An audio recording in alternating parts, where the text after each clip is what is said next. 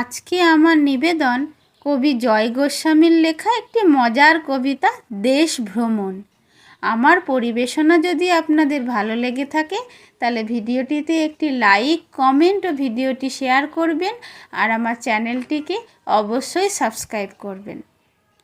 ডুমাডুম টাক ডুমাডুম, বাড়ি এলো বুদ্ধ ভুতুম। ওরে তোরা নিমলি কোথা, মুড়িঘাট হুমনি পোতা। সে আবার কোনখানে রে, গেলে আর কেউ কি ফেরে।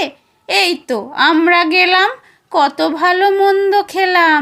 খেয়ে খেয়ে পেট ফুলল, চলে আসি বাতকুল্ল। সেখানে পাড়ায় পাড়ায় ইঁদুরে বেড়াল তাড়ায়।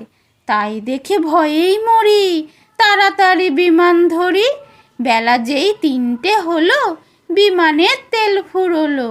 নামলাম সান্তাক্রুজে, তারপর অনেক খুঁজে এই সবে পৌঁছেছি ভাই, এবারে বিশ্রাম চাই।